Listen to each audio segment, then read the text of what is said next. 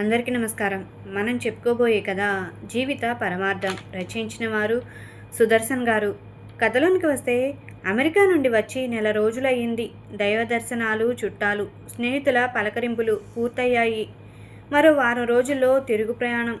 రాత్రి భోజనాలయ్యాక అందరం కూర్చుని మాట్లాడుకుంటున్నాము.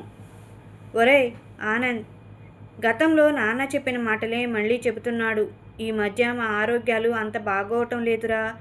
ఉన్నది నువ్వొక్కడివే. మేమా ఇక్కడికి రాలేము. మనకున్నది చాలదా? మాకు దూరంగా ఉండటం అవసరం అంటావా? ఒకసారి ఆలోచించు నాన్న అన్నాడు. నాన్న ఎక్కడుండి ఏం చేయమంటారు? నన్ను నా వల్ల కాదు అంటూ ముక్తసరిగా ముగించి, రేపు నేను హైదరాబాద్ వెళ్తున్నాను చెప్పి నా గదిలోకి వెళ్ళాను. నా బాల్య స్నేహితుడు వాసు ఇప్పుడు హైదరాబాద్లో ఉంటున్నాడని తెలిసింది. గతంలో వచ్చినప్పుడు వాణ్ణి కలవటం కుదరలేదు. కానీ ఈసారి వాణ్ణి ఎలాగైనా కలవాలని మరో స్నేహితుని దగ్గర వాడి అడ్రస్ తీసుకున్నాను. మరునాడు ఉదయమే హైదరాబాద్ బయలుదేరాను. కారు స్పీడు 80 దాటనీయవద్దని డ్రైవర్కు చెప్పి కళ్ళు మూసుకున్నాను. ఒక్కసారిగా చిన్ననాటి విషయాలు గుర్తుకొచ్చాయి. వాసు, నేను ఒకే క్లాసు, బెంచ్మేట్స్ కూడా. క్లాసులో ఎప్పుడు వాడే ఫస్ట్. చిన్నప్పుడే వాళ్ళ నాన్న పోయారు. వాళ్ళది పేద కుటుంబం. నా బుక్స్ తీసుకుని చదువుకునేవాడు. ఆటల్లో కూడా వాడున్న టీం ఖచ్చితంగా గెలిచేది. చిన్నప్పుడు వాసు న్యూస్ పేపర్తో పతంగులు తయారు చేసేవాడు. అలాగే వెదురు బొంగుతో రంగులు చెమ్మే గొట్టం, అగ్గిపెట్టె ఫోన్లు, సిగరెట్ అట్టలతో చార్మినార్ బొమ్మ అలాంటివి చేసి అందరికీ ఇచ్చేవాడు. 10th తర్వాత ఇద్దరం విడిపోయాం. నేను హైదరాబాద్లో ఇంజనీరింగ్ పూర్తి చేసి అమెరికా వెళ్ళాను. వాడు ఊర్లోనే డిగ్రీ పూర్తి చేశాడు. ఆ తర్వాత వాళ్ళమ్మ కూడా జరిగిపోయిందని, వాడు హైదరాబాద్ వెళ్ళిపోయాడని తెలిసింది.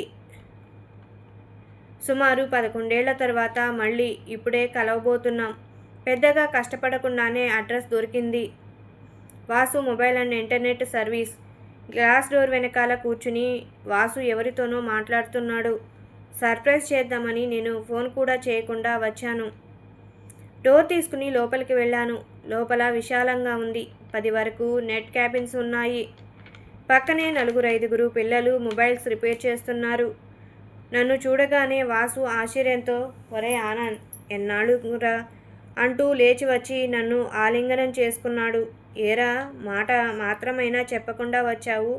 అమెరికా నుండి ఎప్పుడొచ్చావు అన్నాడు వాసు. నా సంగతి సరేరా, నువ్వెలా ఉన్నావు ముందు చెప్పు అన్నాను. రారా కూర్చుని మాట్లాడుకుందాం అంటూ తన క్యాబిన్లోకి తీసుకెళ్లాడు. ఫోన్ చేసి, రహీం చాచా, దోస్త్ వచ్చిండు, స్పెషల్ ఇరానీ చాయ్ ఎవరా, తండా పానీ భిజావో అన్నాడు వాసు. నాకేంట్రా, చాలా బాగున్నాను. నీ సంగతి చెప్పు. అమ్మా నాన్న ఎలా ఉన్నారు? బాబీ పిల్లలు ఎలా ఉన్నారు అన్నాడు. అందరం బాగున్నాంరా అన్నాను. ఈలోగా వాసు ఫోన్ రింగ్ అయ్యింది. నమస్తే ఎండిఓ సార్, బాగున్నారా? ఓకే, కానీ వాసు, నువ్వు షాప్లోనే ఉన్నావా? ఉన్నాను సార్. సార్ షాప్ ముందే ఉన్నా, వస్తున్నా. రండి సార్ అన్నాడు వాసు. వచ్చిన వ్యక్తిని గౌరవంగా లోనికి ఆహ్వానించాడు వాసు. అయ్యో ఏంటి సార్, రమ్మంటే నేనే వచ్చేవాణ్ణి కదా సార్, మీకెందుకు శ్రమ అన్నాడు వాసు. పర్వాలేదు Vasu, birthday invitation card, video promo చాలా బాగున్నాయి. మేడం మస్తు ఖుషి అయ్యింది. వాసుకి చాలా చాలా థ్యాంక్స్ చెప్పమంది. అలాగే ఫంక్షన్ వీడియో కూడా నిన్నే మాట్లాడమని చెప్పింది. ఆ బాధ్యత కూడా నీదే వాసు. మంచిది సార్, తప్పకుండా అలాగే అన్నాడు వాసు. ఇదిగో వాసు, ఈ డబ్బులుంచు అని 5,000 వాసు చేతిలో పెట్టాడు. అరే వద్దు సార్, ఇన్నెందుకు, 1000 రూపాయలు చాలు అంటూ మిగిలిన 4,000 బలవంతంగా తిరిగి ఇచ్చాడు వాసు. ఇంతలో రహీం చాచా చాయ్ నీళ్లు తీసుకుని వచ్చిండు. సార్ చాయ్ తాగి పోదురు, కూర్చోండి అన్నాడు వాసు. రహీం చాచా, నీకెందుకు తక్లీఫ్, నువ్వెందుకు వచ్చినావు? చోటుగాన్ని పంపొచ్చుగా అన్నాడు వాసు. అరే వాసు బేటా, నీకు చాయ్ తేవటంలో కంటే తక్లీఫ్ ఏముంటుంది చెప్పు. ఏతో కిస్మకి బాత్ హై బేటా అంటూ నీళ్లు తాగాక అందరికీ చాయ్ పోసి ఇచ్చిండు రహీం చాచా. అన్నట్టు వాసు, నువ్వు చెప్పిన ఫాతిమాకు షాదీ ముబారక్ చెక్ వచ్చింది. వచ్చి తీసుకోమని చెప్పు అన్నాడు ఎండిఓ. అలాగే ఆ రాజమ్మకు కూడా ఫింక్షను బ్యాంక్లో పడ్డది, తీసుకోమని చెప్పు అంటూ. వస్తా వాసు అంటూ లేచాడు ఎండిఓ. సార్, వీడు ఆనంద్ అని నా బెస్ట్ ఫ్రెండ్, అమెరికా నుండి వచ్చిండు అని పరిచయం చేసిండు Vasu. Nice to meet you అంటూ ఎండిఓ ఆనంద్తో చేయి కలిపి, వాసు లాంటి స్నేహితుడు దొరకటం అదృష్టం బాబు అంటూ బయటకు నడిచాడు. రహీం చాచా, ముబారక్ హో ఫాతిమా, చెల్లిమ్మకు పెండ్లి డబ్బులు చెక్కు వచ్చిందట, ఇప్పుడే సార్ చెప్పిండు అన్నాడు వాసు. శుక్రియా వాసు బేటా, అల్లా భలా కరేగా. ఏ అల్లా సాబ్, తెరే మెహార్బన్ బేటా అంటూ కళ్ళనీళ్ళు తుడుచుకుంటూ రహీం చాచా అన్నట్టు, బేటా ఇవాళ మీ ఇంటికాడ వంట బంద్, ఫాతిమా బిర్యానీ ఏకదం చేస్తుంది, ఇంటికి చోటుగానితో పంపిస్తా, వద్దనొద్దు బేటా అంటూ వెళ్ళిపోయాడు. అరే వాసు, ఇంతకు పిల్లలు ఎంతమంది, ఏం చేస్తున్నారా అన్నాడు. 2 పాపలు, పెద్దది ఫస్ట్ క్లాస్, చిన్నది ఇప్పుడే స్కూల్కు వెళ్తుందిరా అన్నాడు వాసు. అరే వెంకట్గా, ఈ అపార్ట్మెంట్లో పనిచేసే రాజక్కను పిలవురా అని చెప్పి, ఆనంద్ ఒక అర్ధగంట కూర్చోరా, ఇంటికి వెళ్దామని. అరే అందరూ ఇట్రండి అంటూ పిల్లలందరినీ పిలిచిండు వాసు. అరే శ్రీను, సాయిరామ్, అపార్ట్మెంట్ వాళ్లకు ఇవాళ వాట్సాప్ స్పై కోచింగ్ క్లాస్ ఉంది, అందరికీ అర్థమయ్యేలా తెలుగులో చెప్పు అన్నాడు. అన్న, ఆ ముసలి వాళ్ళంతా వాసన్నే రావాలంటారు, నువ్వే వెళ్ళన్నా, నేను వాళ్లకు ఫోన్ చేసి చెప్తాను కానీ నువ్వెళ్ళరా అన్నాడు వాసు. అరే నర్సి, నువ్వు పుష్ప మేడం వాళ్ళ ఇంటికి వెళ్ళు, వాళ్లకు ఇవాళ యూట్యూబ్ కోసం వంటల షూటింగ్ ఉంది, తీసిరా. ప్రేమ్, నువ్వు లేబర్ కాలనీకి వెళ్ళు, వాళ్లకు హాట్స్టార్ యాప్ డౌన్లోడ్ చేసి డైలీ సీరియల్స్ స్క్రీన్ మిర్రరింగ్ ద్వారా టీవీకి కనెక్ట్ చేశా, ఎలా వస్తుందో చూసిరా. అరే నువ్వు రంగనాథ్ గారు ఒక స్టోరీ రాసి ఇచ్చారు కదా, దానిని సిస్టంలో అప్లోడ్ చేసి రంగనాథ్ గారి బ్లాగ్లో పోస్ట్ చెయ్యి, డ్రాఫ్ట్లో ఉంచు, నేను చూసి పోస్ట్ చేస్తాను. అంతా వెళ్ళండిరా అన్నాడు. వెళ్ళిపో. ఇంతలో ఒక ఆడమనిషి, వాసయ్య నువ్వు సల్లగుండాలే తండ్రి, నా ఆయుష్ కూడా పోసుకుని నిండు 100 ఏళ్ళు సల్లగుండు నాయనా, నాకు ఫింక్షన్ వచ్చిందట కదా, ఆ వార్డు మెంబర్ ముండా కొడుకు 5,000 అడిగిండు బిడ్డ, దిక్కు మొక్కు లేక పాచి పనులు చేసుకునేదాన్ని, ఏడతెద్దును బిడ్డ అంది. ఆమె మాటలకు అడ్డమోస్తూ, రాజక్క పనైంది కదా, ఇప్పుడు అవన్నీ ఎందుకు, చక్కగా బ్యాంకుకు పోయి డబ్బులు తెచ్చుకో పో అన్నాడు వాసు. రాజమ్మ వాసు కాళ్ళ మీద పడి లేచింది. అరే వద్దక్క, ఇట్లా చేయొద్దు, నువ్వు మా అక్కవు కదా, అక్కలేడనైనా తమ్ముని కాళ్ళు మొక్కుతారా చెప్పు అన్నాడు. వాసు, నువ్వు దేవుడివయ్యా అంటూ 2 చేతులెత్తి మొక్కింది. ఆ పెద్దావిడ నా వైపు తిరిగి, అయ్యా నువ్వెవరివో గాని మా వాసయ్య దేవుడయ్యా, పోయిన నెల జ్వరం వచ్చి ఒళ్ళు తెలవకుండా పడి ఉంటే దావాఖానకు తోలుకుపోయి మందులిప్పించి నయం చేపించుండు, దిక్కు మొక్కు లేనిదాన్ని, రోజు నాకు డబల్ రొట్టెలు పాలు తెచ్చిచ్చిండు బిడ్డ, కొడుకు లెక్క చూసుకుండు తండ్రి. నాయనా వాసయ్య, వత్తా బిడ్డ, మొదటి జీతం నుండి నీకు జిలేబీ కొనుక్కొస్తా బిడ్డ అంటూ వెళ్ళిపోయింది. ఆమె పోగానే మరో మహిళ వాసు దగ్గరకు వచ్చింది. లక్ష్మక్క, ఇప్పుడే ప్రేమ్ గాన్ని పంపిన, టీవీ ఎట్లుందో చూడమని. ఏం సంగతక్క ఇటొచ్చినావు? తమ్మి వాసు, థ్యాంక్స్ అయ్యా, నీ వల్ల మా లేబర్ కాలనీలో టీవీ సీరియళ్లను చూస్తున్నాం. ఆ కేబుల్ టీవీ బట్టెబాజ్గాడు ఇంటికి 2,000 కడితే బాక్స్ పెడతానన్నాడు, నెల నెల 300 కట్టమన్నాడు. మా చేత అయ్యిద్దా తమ్మి, నువ్వు కనెక్షన్ పెట్టుకుంటే పొద్దననక పనిచేసే మాకు ఇంత సంతోషం కరువయ్యేది అంది.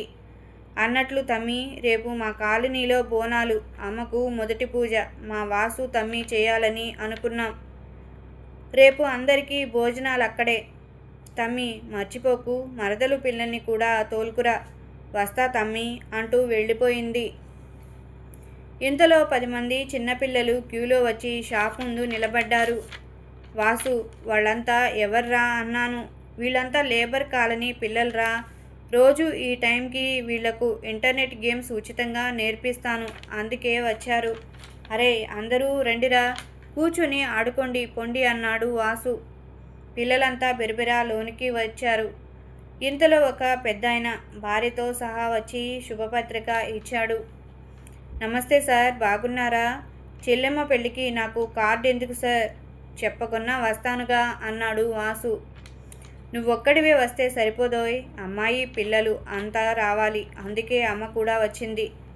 ఇదిగో ఇందులో మీ అందరికీ కొత్త బట్టలు కొన్నాము అంటూ బలవంతంగా ఒక బ్యాగ్ వాసు చేతిలో పెట్టాడు.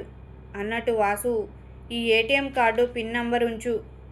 మనం అనుకున్న రిఫ్రిజిరేటర్, వాషింగ్ మిషన్, ఇంకా చెల్లెలు ఇచ్చిన లిస్ట్లో ఉన్నవన్నీ ఆన్లైన్ రేటు చూసి ఆర్డర్ పెట్టు. పెద్ద అమ్మాయికి మనం ఇలా ఆన్లైన్లో కొనటం వలన 30,000 వరకు సేవ్ అయ్యాయి. మరి నేను వస్తా వాసు అంటూ వెళ్ళిపోయారు. అరే, షాప్ కట్టేసి ఇంటికి రారా, నేను వెళ్తున్నాను అంటూ.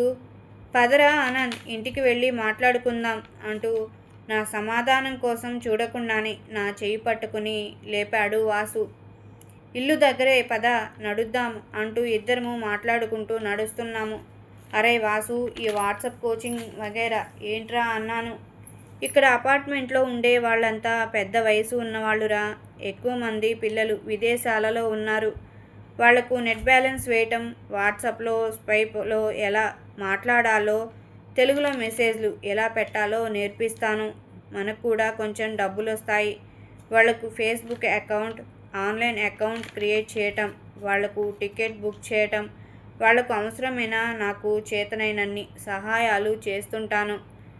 ఇవన్నిటికీ మినిమం ఛార్జ్ తీసుకుంటానురా. ఇక్కడ పనికన్నా నమ్మకం ముఖ్యంరా అంటూ చెప్పసాగాడు వాసు. అన్నట్టు మనం శంకరం మాస్టర్ కూడా ఇక్కడే ఉంటున్నాడుగా, ఇదేరా మన ఇల్లు అంటూ గేటు తీసి లోనికి దారి తీశాడు వాసు. ఇల్లు చాలా పెద్దది, విశాలంగా ఉంది. ఇంటి ముందు ఖాళీగా ఉన్న ఓపెన్ హాల్లో డిన్నర్ ఏర్పాట్లు జరుగుతున్నాయి. ఇందాకటి షాప్లో ఉన్న పిల్లలంతా అక్కడే ఏర్పాట్లు చేస్తున్నారు. ఎదురుగా వస్తున్న శంకరం మా చిన్నప్పటి మాస్టారు చూసి నమస్కారం చేశాను. ఆప్యాయంగా పలకరించాడు. నీ పేరు ఆనంద్ కదూ అన్నారు మాస్టారు. అవును మాస్టారు అన్నాను. వాసు వాడి భార్య పిల్లలను పరిచయం చేసి ఆ గదిలో నీకు ఏర్పాటు చేశారు. ఫ్రెష్ అయ్యారా, భోంచేద్దాం అంటూ చెప్పగానే నేను పక్కనే ఉన్న గదిలోకి వెళ్ళాను. నాతో పాటే శంకరం మాస్టారు వచ్చారు. ఫ్రెష్ అయ్యాక మాస్టరు మీరేంటి ఇక్కడ అన్నాను. అదే పెద్ద కదరా, 2 పిల్లలు అమెరికాలో సెటిల్ అయ్యారు. నా భార్య పోయాక చాలా ఒంటరినయ్యాను. పిల్లలు కూడా చుట్టాలకు మళ్ళీ వచ్చిపోయే బంధువులయ్యారు. ఇంత ఆస్తి ఉన్నా తృప్తి లేదు. తీవ్రమైన మనస్తాపంతో ఆత్మహత్య ప్రయత్నం చేశాను.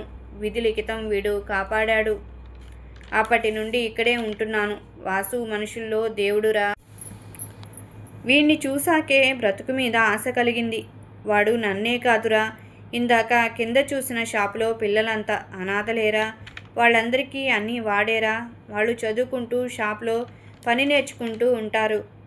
ఈ పిల్లలతో పాటు ఈ కాలనీ లేబర్ కాలనీ పిల్లలందరికీ రోజు కూర్చోబెట్టి చదివిస్తుంటారురా అన్నాడు మాస్టారు.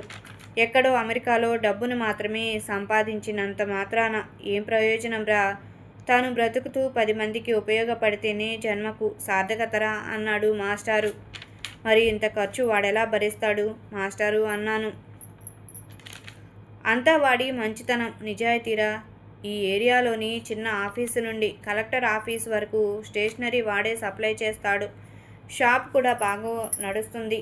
పైగా ఈ ఏరియాలోని చిన్న షాప్ మొదలు మాల్స్ వరకు ఏదో రూపంలో వీడికి సహాయం చేస్తూనే ఉంటారు. నువ్వే చూస్తావుగా, ఈరోజు నువ్వు వచ్చావని ఈ పిల్లల ద్వారా తెలిసినట్లుంది.